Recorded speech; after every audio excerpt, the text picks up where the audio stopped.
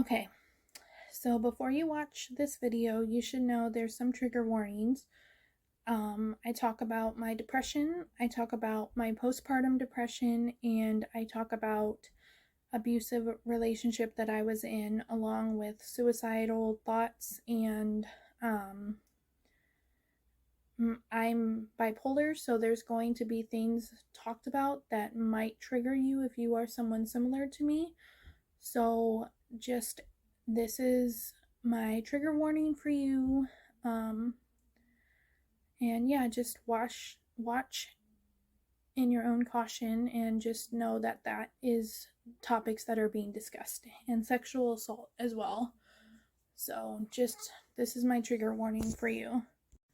Hello and welcome to my channel. My name is Gabby, and this is the first of many videos that I will be trying to make on Mondays. I want to use this platform to talk about real issues, real problems, real things that we go through every day. And even though the name of my channel is Gabby Crochets, I will be talking about a lot of other things as well, like I want to do tutorial videos eventually of how to do the basic stitches. I want to talk about why I do what I do, why I've decided to pick up crocheting,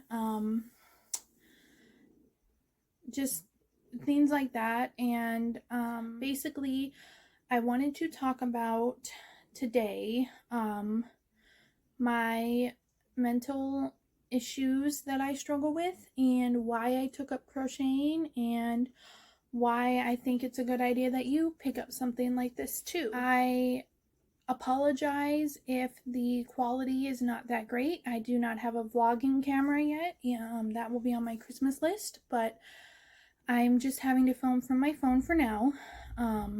But what you should know about me is that I have bipolar disorder.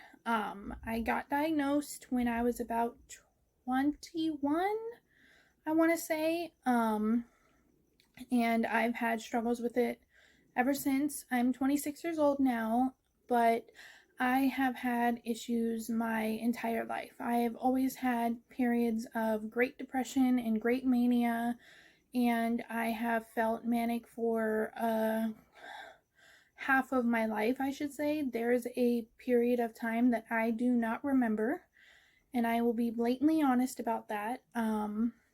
It's from about the time I was 19 to about 21 when I got diagnosed. There's some blank spots in my memory, and that was because there was a lot of stuff going on. I had just started college. I was sexually assaulted, and that kind of really changed everything for me.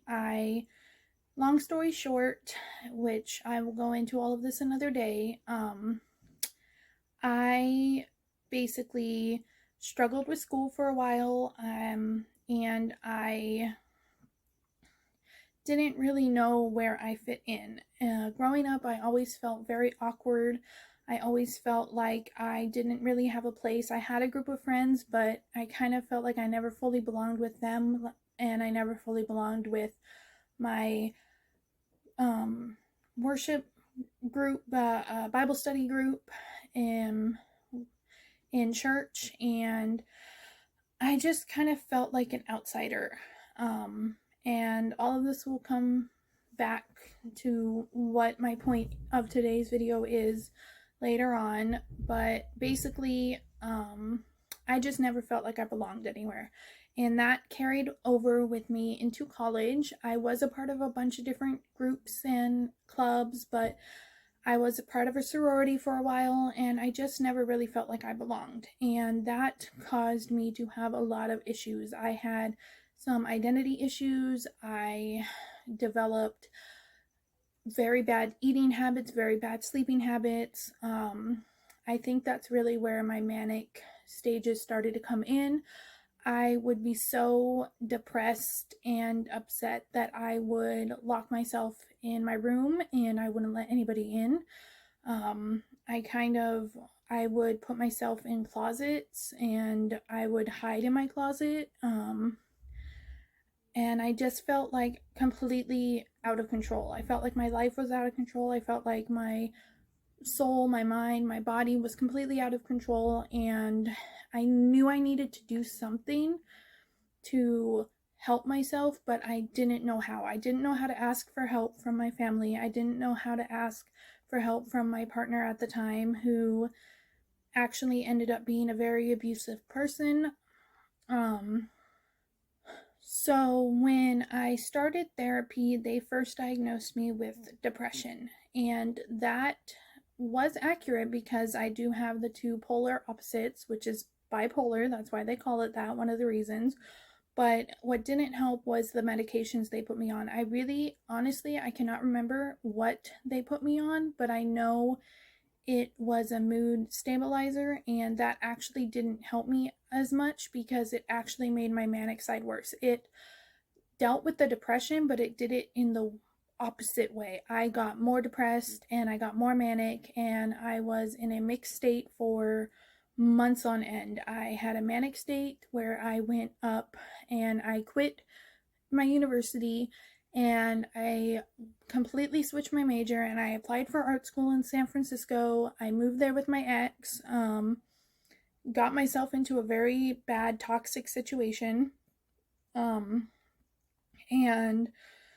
the whole time I just thought I didn't need anybody. I didn't need to be stable. I didn't need to